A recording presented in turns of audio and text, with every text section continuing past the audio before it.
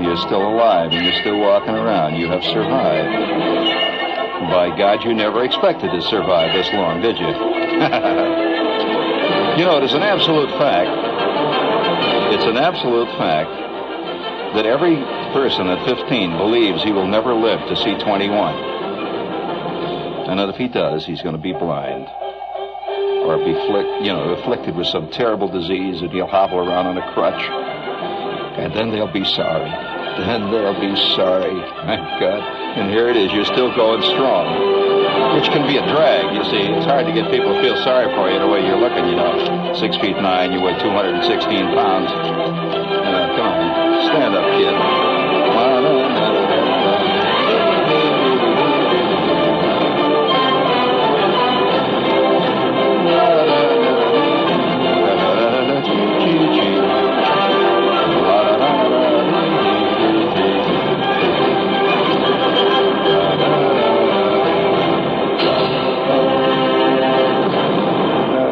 Fantastic bummer of a night. I'll tell you, I'm plugging along. You know, it's one of the things about rain and walking in the rain.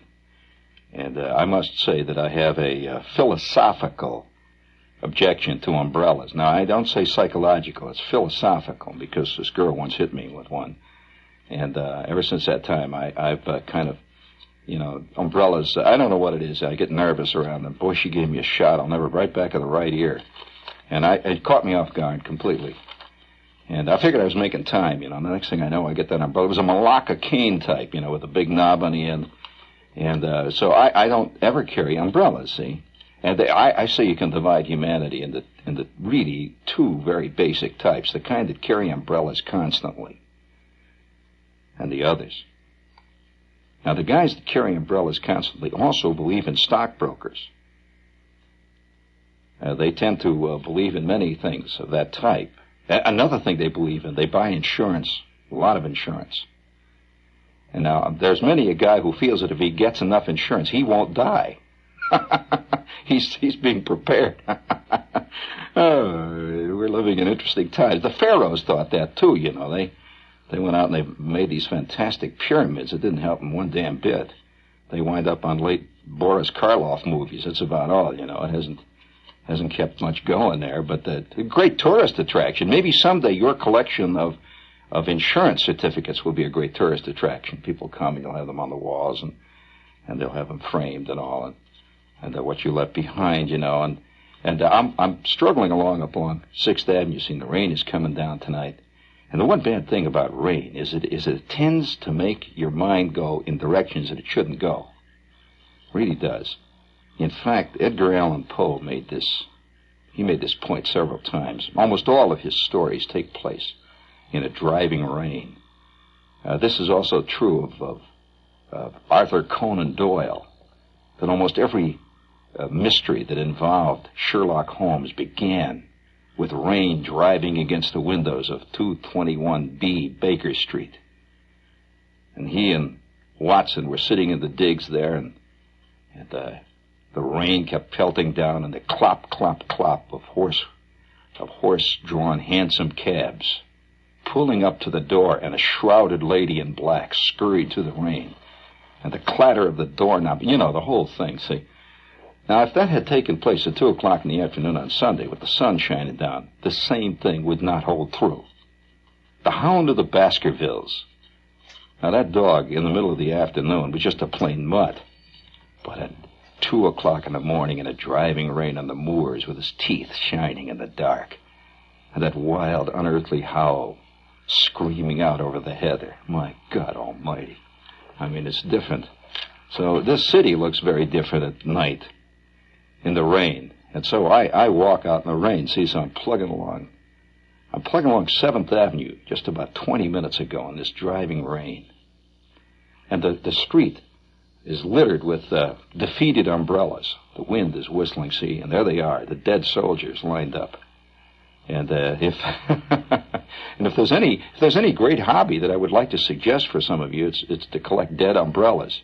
New York would be a great place for it, you know, all different carved handles and plastic handles and Chinese handles and Eurasian handles and all kinds of groovy handles, but each one of them is dead. Each one failed in his moment of test. And the guy probably carried that same umbrella for 10 years. The one night he needed it, when the wind is howling along 8th Avenue and the rain is coming down, he says, I got an umbrella. And he puts it up and poof, gone. That's worse than having no umbrella at all, because it was a false cover. Yes. And now the election is over. And I'm walking along in the rain. You know, there's big excavations there on 7th Avenue, down around the 30s, down in the 20s. They've got all these big plywood fences up, you know, where you walk along under these dripping things, and people have scrawled graffiti all over the place. And you can see these McGovern posters peeling off. Already they have the look of a period piece.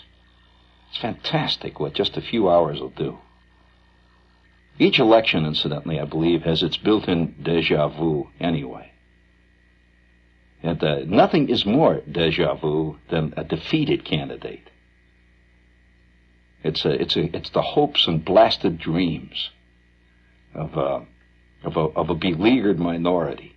It's always a sentimental thing. See, and I'm pelting through the rain down there, and there was one fantastic poster. See, and I stopped to look at it in the rain, and it said "Youth Vote." They had reprinted some little columnist bit, and it was made into a big poster. It says "Youth Vote expected to swing New York and several key states to McGovern." And it had the whole thing. See, this columnist according to figures, and students versus Indians versus Eskimos living in Bergen County, and various other things. He'd come up with the idea it was going. And I walked through the rain. I thought to myself, you know, there's another blasted myth of our time, the youth vote. What happened to the youth vote everybody was talking about? And, you know, 10 years from now, guys are going to ask about that. They're going to read about it in the history book. I said, what was the youth vote, Dad? And he said, me. I said, gee, that's right. You were a youth then, weren't you, 10 years? You were the youth vote.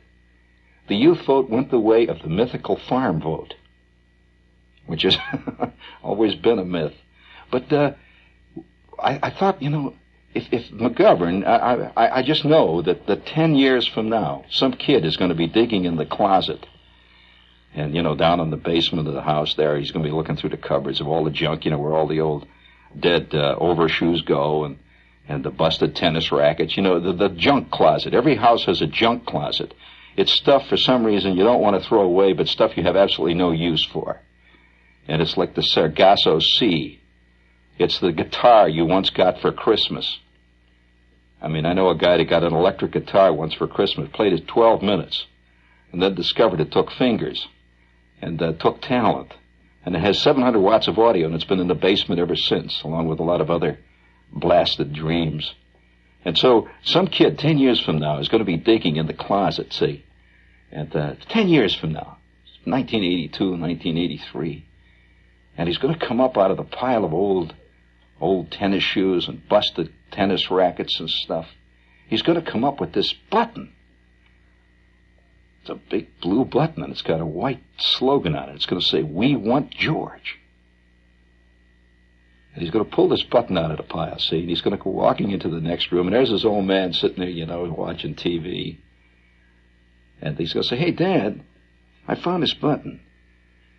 The old man looks up, "Oh, well, what button?" He says, "This button, I found this button in the closet. Who was George?" George? Oh, George, of course. Oh, God. George, and in his head you can hear the faint sound of an ancient election. The waving flags and the banners. The demonstrations and the cheers. And he won't really be able to picture how George looked. He just remembers that he was fanatically for George. And he'll say, "George, yeah, George, oh, God. Oh, they don't have politicians like they had in those days. Kid, you wouldn't understand who George was. Things are different now. You kids don't know how tough it was. Oh, we really had it tough in them days. I'll tell you, everything was going on in them days. Oh, did I ever tell you about the time I was pinched in the student riot outside of Columbia? Oh, yeah, but you kids don't understand. We really had it tough in them days. George. Let me look at that button. Yeah, oh yeah. What was her name? Marcia. I remember. Yes, Marcia. From Fordham Road. Oh, God, I remember me and Marcia. I'll never forget that day. Yeah, and Gloria Steinem. Gloria Steinem! I haven't heard her in years. God, I wonder whatever happened to Gloria. Gloria Steinem and Bella, that one with the funny hat. Yeah. Oh, God. Kid, you just missed the great time in our history. I'm glad I was there. I was there.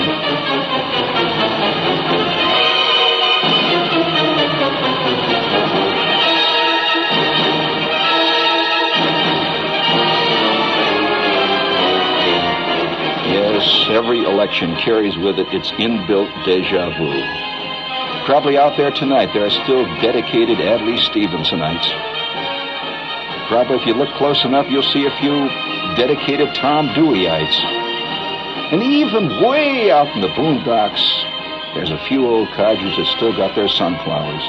Alf Landon. And by God, they remember their moment in the sun when they marched high and the bands played loud and plain. That's it. You like that, huh? This is WOR New York. By the way, that brings up a lot of things, you know. There's nothing, speaking of instant deja vu, I don't think there's anything that does it more than election. You know, I'm going to say now, after the election, that basically I think one of the reasons why we all dig elections is because an election is very similar in some ways to a major sporting event. A major sporting event, one that involves everybody. It's a contest. And ultimately, that's what a sporting event is. It's a contest. And, you know, all sporting events don't involve one group of guys knocking down another group. Look at how we got involved a few months ago with Bobby Fischer. Do you remember Bobby Fischer? Already he's disappeared into the mists of nostalgia. I'll bet half the people don't remember who Bobby Fischer was now. Fischer. Bobby Fischer. Oh, yeah, of course, yeah. Wasn't he the guy that won those gold medals at the Olympics, swimming or something? Yeah, he's joined Mark Spitz in the past, Don Hollander. And you don't even know who Don Hollander was. Well, Don Hollander was the Mark Spitz of just a couple of years ago. That's right. You don't know. Well, I do, right? And so time does this to you. And the curious thing about elections are that they are very definitely a time milestone in all of our lives. And a big traumatic one. People measure their lives in some ways by sporting events. And this is the election has a lot in common with major World Series. You know, guys still get misty-eyed over Bobby Thompson. And they can't remember the wife they were married to then. I can't really quite remember her face, what she ate for breakfast, but they can remember Bobby Thompson. And they can remember the voice of Vin Scully, and they can remember Red Barber's voice. They can remember just exactly the way Jackie Robinson took a lead off first, the curious pigeon-toed walk, but they can't remember how their kids walked. Now, that's not to put those people down. That's the way we are. We, I say, and the key word is we. And you're no different. I mean, when you're a kid, you tend to think you're going to be different. No way. Already, there's nostalgia about McGovern. And you know, speaking of instant deja vu, there is nothing sadder than to see a big defeated election curling, fading poster in the rain of a defeated candidate. But there's something even sadder than that. It's the name under his. The one who was defeated for vice president. He is really forgotten. How many of you can remember who ran for vice president under Barry Goldwater? Now there's a piece of trivia. In fact, nobody could remember when they were running. That was one of the problems they had, which I suspect might have been Shriver's problem. Isn't it Shriver? Yeah, Shriver's problem too. Now, all right, who is it? I'll award a brass fig to with a bronze oak leaf palm if you can tell me who ran for vice president under Goldwater. And don't tell me you were too young. That was 64, friend. Okay. All right. Who ran for vice president under Richard Nixon in 1960? He was a defeated vice president. Who was it? Aha, now there's a great deal of soul searching here. Who ran for vice president under Adlai Stevenson in 1956, you history students? And remember, he ran twice, Stevenson did. Who were his vice presidential candidates under him both times? All right, that's only one. You've got 50%. There are two. Stevenson ran twice. So you see, these moments of and the thing about elections, of course, is that after they're over, a few short months, it seems, you can hardly remember your excitement over them. And that's true of almost all major sporting events. Very few people can remember the Super Bowl game that they plotted for months to see.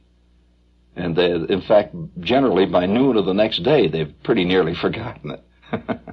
And so these great events have an inbuilt eraser in a strange way. And before every election, it's interesting. In my experience, practically every election that I can remember, it was always said before the election that America was now at a turning point. And large numbers of people said before every election that I can remember that if X is elected, they were going to leave the country. I have never yet known one to do it, but they all said if X was elected, they were about to leave the country. And this is all part of that curious feeling of do or die or imminent doom that follows with even sporting events. I know many a guy who is practically willing to commit suicide if his team loses the series. But, years later, he can't remember it. He just talks a little bit. We got a couple of commercials here we've got to do. And it's funny how many people. We've got 37 different names for who ran under Nixon in 1960 have been called in already. 37 calls, 37 names. After a long, hard day at the office, friend, I'd like to recommend the House of Chan. We're doing a commercial here. There's nothing like relaxing in a Chinese restaurant after a hard day at the office with a sinister Eurasian girl, who you picked up from the office pool. It's kind of exciting.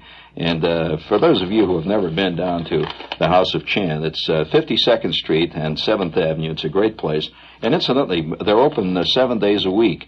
And Monday through Saturday from 4:30 to 6:30 p.m., the House of Chan is a new cocktail bar which serves free, and this symbolically enough, hot Chinese hors d'oeuvres. Now, I don't know what a Chinese... The word hors d'oeuvre is not a Chinese word. It certainly isn't the Chinese that spoke the Mandarin Chinese around Hessville, Indiana. But nevertheless, they're serving free, hot Chinese hors d'oeuvres. So it's down at 52nd Street and 7th Avenue, and you'll find the food is good. The people are nice. And do you have a little dingling in there? Yes, indeed. I beg your pardon, madame, but may I speak to the Red Baron of Lufthansa German Airlines? You may inform him that the ambassador from the Republic of Marzipania is here. I'm sorry, sir, but the Red Baron is in Tokyo, hiring Japanese stewardesses who speak foreign languages for our Far Eastern routes. Nothing is too good for the Red Baron's passengers. Yes, well, I have come to lodge a formal protest with the Red Baron. His Lufthansa German Airlines flies to more than 66 countries in North America, South America, Europe, Asia, and Africa, even Australia. This is true. Lufthansa is one of the world's biggest airlines. Then why doesn't Lufthansa fly to my country, Marzipania? Right now, the only way in and out of Marzipania is by bus. And if I had not missed last week's bus, I would have been here sooner. Mr. Ambassador, just where is Marzipania? That's just why we want Lufthansa German Airlines to fly there. If anybody can find it, Lufthansa can. 73, 73, 73. See the 1973 cars, hundreds of them, all under one roof at the Greater New York Automobile Show in the New York Coliseum. The most impressive showing of brand new U.S. models ever assembled. Exciting imports, too, at the supermarket of the auto world. See, compare, and price the newest things on wheels. After you eye them, buy them at the show or your dealer's showroom. Bring the family for a carload of fun and excitement at the Greater New York Automobile Show, New York Coliseum, now through November 12th. You know, he's a kindly sounding announcer. Yes, stop at the American Motors exhibit in the New York Auto Show on Friday, the 10th of November. Well, you give it to me. That's all right. That's all right. Well, then we'll play that thing. Come on, Jerry. You cannot follow an auto show with an auto show tag. You got it? Anyway, we have another one here that's about the auto show, and if you're, we'll put the tag before the spot here, and it is stop at the American Motors exhibit in the New York Auto Show on Friday, November 10th, and see Big Tex Ritter in person, and hear Tex is singing for the American Motors people. Hi, this is Tex Ritter again for your New York, New Jersey American Motors dealers. And they're all going to be at the Greater New York Auto Show November the 4th through November the 12th at the New York Coliseum. You'll see why AMC sales are up 46% when you see the star cars of this show. AMC Gremlin, Hornet, Javelin, Matador, Ambassador, and the show-stopping Trans AM Victory Javelin AMX. You can own this show car because it's on sale at every AMC dealer's showroom. And your AMC dealer has money-saving tickets for you for the auto show. Get your ticket and get a look at AMC 73 coming on strong. See your New York, New Jersey American Motors dealers now. Tex is and tell them... Tex, stop it, will you? Tex sent you. Tex, you're getting awful pushy. I'll tell you this, old Tex, for an old chicken kicker out there, Tex is getting awful loud, too. Ain't the Tex Ritter I knew. Used to drive around an old pickup truck all the time. Chew tobacco and spit it all over the floorboards. Well, he's uptown. But elections, to me, elections are I'm disappointed it's over now, see, because you have to wait another 4 years for another big ding-a-ling. And they're really exciting. And people, the bloom comes to the cheeks of everybody. And another thing about every election, too, not only does everybody of a certain group say they're going to leave the country if X is elected, they also predict imminent disaster for the country if Y is elected. That's the concomitant thing. Well, now we're done. It's all over. And yet it goes on, which shows how little faith most of those people have in the country. It's fascinating if they believe that one election out of 250 years can totally destroy the country, then that country's not on a very good basis. That's all I got to say. And I'm sorry. And also, people tend to overestimate the power of the president. They believe the president is something like a king. He can get in and he can do all these things. And any president, any ex-president can tell you how easy it is to not get stuff done. When you have 96 guys sitting in the Senate smoking big fat cigars and eating pea soup and hollering, I mean, it's not easy. No way. Oh, you wonder what that comment about pea soup was? Well, all right, I'll have to explain all my esoteric American references. That in the Senate, the very famous Senate restaurant where the senators eat. This is in their own private restaurant, which they get to by a special circuitous route. They're very famous for their bean soup. And if you have ever had the privilege to eat bean soup in the Senate restaurant, that's like, that's one of the great achievements, to be invited by the club to have bean soup at the club's restaurant.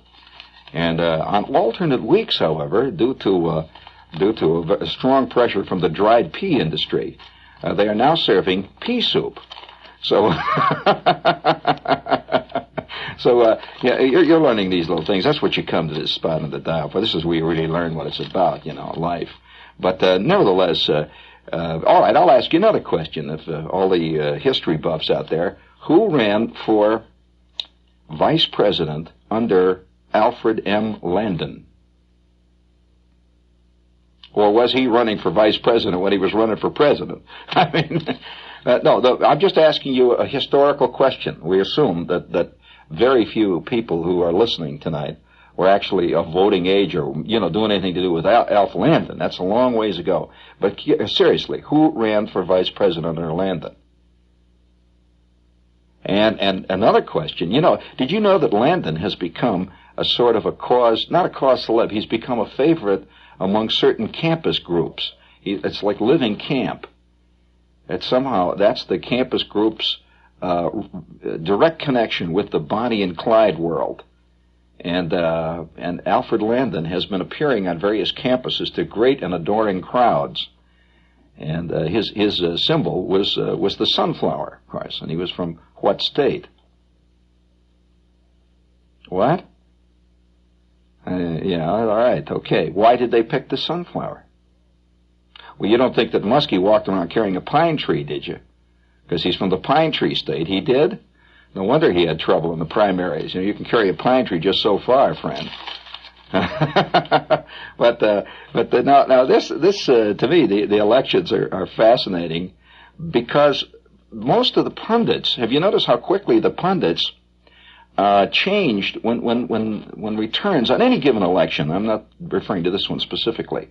That before the election, the pundits have, when I say pundits, it's the Eric Sevareid syndrome, where they always gravely view with alarm various trends. They have great theses, which after the election they never mention. One of them was the youth vote. I remember one guy did a whole week on the youth vote, conducting his own private polls on campuses, and how this was going to swing. He hasn't even mentioned it. And I watched election night, he didn't even bring up the youth vote once. So it's just like the same pundits. Do you remember before we went on the moon? It seems like so long ago when we did the first moonshot that very few people remember. I'm afraid most people have very little memory, which bothers me a lot. Because if you have little memory, that means you really aren't living much. As you live and as you relate yourself with life and as you engage yourself with life around you, it is automatic that you have memories. A man who claims he has bad memories or doesn't have a memory at all is a guy who really isn't very much involved in things around him. He's really just half alive, if that. But nevertheless, how many of you remember when we were going out on our first moonshot? Do you remember all the guys that were appearing, very, very serious guys? There was one professor, for example, from Harvard, who was on the, I believe, Johnny Carson show 3 nights running. And he predicted that if we landed on the moon, we would sink into 30 feet of dust. Do you remember that pundit? You don't. Well, you're lucky. He's probably making profound comments on other things today. And that's the one thing that makes a pundit continue to operate. He operates on the principle that most people can't remember last Wednesday clearly. And so what he said last Wednesday is forgotten by next Tuesday. And he can just go right on blithely making statements. Another one. Do you remember the group that were appearing on TV and saying that if they did land on the moon, that there would be profound and serious health implications? They would bring back unknown bacteria. You do remember that. I'm sorry about those pundits. They haven't shown up lately. I'd like to interview one of them, see what he's. And I've always liked to interview somebody after the fact, after the fiasco, and see how he came to his conclusions. And of course, most of them remain diehard to the end, because there are still people today, who believe in the fact that the Earth is flat. There are flat earthers still with us. So any exploded idea continues to have a real deep foothold in many people's heads, for centuries. And it takes many, many years for that to go out. For example, there are still a lot of people out in the outskirts of the country who believe that the reason it rains more than it used to, or doesn't rain as much as it used to, or is colder than it used to, or is not as cold as it used to, is because of radio waves. They believe that radio waves do that. Now, that was one generation. The next generation began to believe, no, they believed that it was electrical wires, because that was the time of the TVA. They put up the TVA and all that out there. So they began to believe that the electrical wiring did that, the high voltage wiring. Now, there is a group of people who still believe that it's television that does it. I mean, you can't send out them pictures out there in the air without doing something to the air. And now, the later generation now believes that it's the atom bomb. So these ideas will continue to exist. And there are still Alf Landon adherents out there. In fact, at one of the sad places, every day you can walk past New York, it still remains the Wendell Willkie building. Still remains here in New York. And I'm sure that there's old Wendell Willkie fans still sitting around there, you know, talking about, still get mad when you mention John Nance Garner. But let's see, we got some commercials here. Jerry's looking at the list. That's all he's looking. He never listens to the show. He watches that damn list. All right, we'll do General Tire. You're getting worse than some people I know here. You're worse than Jerry now. We have General Tire here, and you know how bad that is. Let's see, get set for that rugged winter driving ahead. And, you know, here it is. We're coming into winter now. It's pick-a-pair time at your General Tire headquarters. And they have these great snow tires, which are round and they're beautiful. And their slogan is, you go in snow or General pays the toll.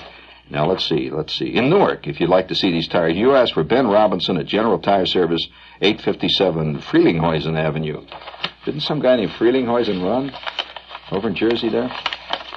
Oh, yes. That's right. It's official. Do you have another one in there for me, Edward, please? Thank you. It takes a lot to be number one. Now, it's not just that Castro sells top-quality convertible furniture for less. It's increasingly attractive when you understand why. Castro manufactures in its own 6 factories. Castro sells in its own 65 showrooms, and Castro delivers in its own Castro trucks. Don't miss the outstanding buys in Castro's huge Election Week sale. You'll save on hundreds of Castro convertible sofas, sectionals, love seats, convertible tables, high-risers, and ottomans, as well as chairs, loungers, tables, lamps, and accessories. At Castro, 41 years of know-how goes into the manufacture of every Castro convertible. Each features Castro's own patented feather lift mechanism, so easy to open even a child can do it, and you sleep on a separate inner spring or foam mattress for relaxing sleep. Hurry into the Castro showroom now and invest in luxury during the spectacular Election Week sale. Don't forget, Castro has the world's largest selection of beautiful convertible furniture, 3 days only at all Castro showrooms. There's an easy fixin' meal that'll please your man. It's a good hearty meal that comes in a can. It's broadcast corned beef hash. It's hearty and good. Oh, so good. We use real corned beef that's cooked just right for a hearty corned beef tasting every loving bite. Of broadcast corned beef hash. It's hearty and good. Oh, so good. Broadcast corned beef hash is made with select corned beef, diced Idaho potatoes, and just the right amount of spices to give it that special broadcast flavor. And for more hearty meals, pick up a can or two of broadcast chili and broadcast stew. So make today a broadcast day with corned beef hash the easy way. It's broadcast corned beef hash. It's hearty and good. Oh, so good. Hearty and good. Oh, so good. Hearty and good. Oh, so good. Oh, yeah, that was really a sentimental tune there. Somehow the idea of 14 grown-up people sitting around singing about canned corned beef hash has a certain poignancy to it, too. By the way, after all this vocal training, you're singing about hash? You mean to tell me you say you made it, Marty? Ha! Gramercy Park Clause of 64 West 23rd Street in New York says, Mister, just because you're a big slob, just because you're a big-sized guy, that doesn't mean that you can't save money on your clothes. Not at all. Even, guys that look like the Graf Zeppelin with feet. And these beautiful clothes actually fit you at Gramercy Park. And not only that, you'll save money, according to the copy here. It says, go right up to the 3rd floor. This is a very scary line. It says, go up to the 3rd floor of the factory building at 64 West 23rd Street. Go through that big iron gate. I don't like the sound of that. A lot of guys have walked through big iron gates and haven't come out. Hear that gate clang behind you, and there you are, lost forever in the Elizabethan stretch polyester division. Gramercy Park Clothes. Can't you just see a modern rewriting of the Count of Monte Cristo legend of a guy who's forever trapped in Gramercy Park clothes? He's wearing an iron mask. It just goes on. 64 West 23rd Street, 3rd floor in New York, I'm sorry. And listen, we have one here that begins. I don't know quite how to approach this. It's kind of a sensitive spot with me, because many of these commercials come in here with little gratuitous little advices on how to read them. And this one says, read in sexy French accent. Well, that's a problem, so I'll try it. It says, if you'd like to enjoy the French wine with your meals. See, French tend to slur when they attempt to speak English. They do. They say, if you'd like to enjoy the French wine with your meals, but think it's too complicated and too expensive, think again. That's fair, but not good.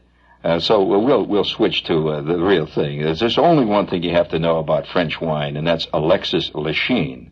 They select the right wines, the reds, the whites, and the rosés, and then they pour them in these great-looking bottles. And you don't have to be a wine expert to serve wines, and all your friends will be calling you a wine expert. Many of your friends will say, oh, Jaime, he really knows about the wine. And all you know is the name Alexis Lechine, and it'll add grace and elegance to your tasteful table out there in Queens. Alexis Lechine is imported by Bass Charrington Vintners of New York. Please, sing it out, gang. Alexis Lechine, Alexis Lechine, Alexis Lechine, Alexis Lechine, wines. Do you suppose there lives anywhere across this fabulous country a family that has never eaten at Mama Leone's? Maybe there is, and don't you feel sorry for them? Never heard the noise and laughter of our nightly crowd? Never saw their kids light up at the very color and excitement of our decor? Never saw our statues? Never saw our endless wine cellar? And not only that, they probably never saw a parade of food like Mama serves. Oh, sure, they've had Italian food before, but so what? They haven't had Mama's antipasto. They haven't had the cheeses and rich hot bread and the enormous desserts that Mama serves. And finally, they never ever had main courses that everything else was built around. We seriously suggest if you have a pathetic friend who's never been to Mama Leone's, change his life. Make a reservation for him immediately and let him see what a great Italian restaurant can be like. Take him to Mama Leone's, where strong appetites are met and conquered. Mama Leone's, 239 West 48th Street, Judson 6, 5151. Yeah, the old election is over for 4 years. Already you find that people are kind of forgetting it. They're walking on. That's another interesting thing. People tend to believe that if their candidate wins, they have won a victory. This lasts about 12 minutes. I had a friend, for example, who worked like mad. He got all fired up by politics here a few years ago. The guy, he goes out and hands out petitions and all that jazz. His candidate won, and he was really involved. He'd travel out to Queens and get in these rallies and all that stuff, and his candidate won. And 3 days later, he lost his job. Not because he worked for the election, just because he was bad at his job. A couple of years later, his wife left him. And I kept saying to him, I says, well, gee, it was going to be groovy when Grubbage got in. And he says, what's that got to do with it? I said, what's got everything to do with it? It's not that Grubbage could have kept your wife there for you, nothing at all. But people tend to believe that personal happiness will come if a certain candidate is in. Nothing could be further from the truth. That man is two sides, I'm convinced. And of course, Plato made this point many times. Fred, he used to talk about it. He was hung up on that politics thing, And that there's two sides to man. One is the abstract societal side, and the other is the day-by-day grubby side that stands in lines waiting for cleaners to come up with the cleaning. And those two sides are constantly at war. And they really are. And people tend to become very, very bugged by the private side. And you'll find a lot of people will get involved in a political campaign because of private unhappiness or discontent in one way or another. And it gives them a sense of if we could only change it all, then somehow my knee would be healed, and my glands would start working again. Women would realize that I have these fantastic cheekbones. And somehow, this is all tied up in elections. And the feeling of total desolation when the other candidate wins is like you have been rejected. That's why people cry when they stand around when a candidate's defeated. I mean, some guy that's running for a $200,000 a year office and didn't make it, and some poor little $40 a week clerk standing in the back holding up his little banner cries. Well, this is a part of the whole little man, big man syndrome. The English have known about this for years, and they have pointed it out that one of the saddest sights in England is the charmaid sitting resting next to her scrub pail. And the Queen goes by. She says, "Oh, poor dear, she has a very difficult life, you know." Yes. So weep no tears over Mr. McGovern. He'll do all right. Don't worry. And so will Mr. Shriver. He'll do pretty good. I'm not sure about you, but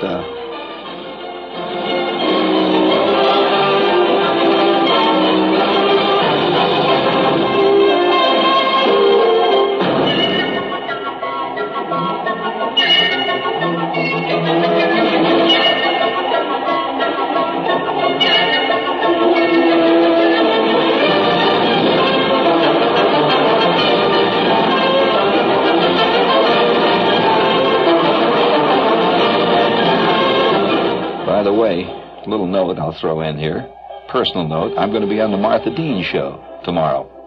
Yeah, me and Martha are going to kick it back and forth. That's at 10:15 tomorrow morning on, what station is she on anyway?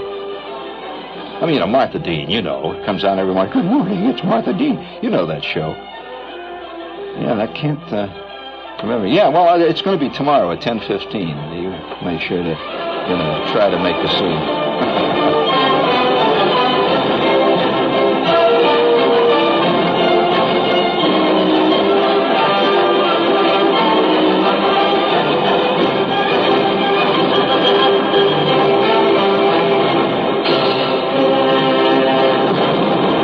Yeah, this is WOR New York. You stay tuned for Lester Smith. He's got the news. Now, you hear?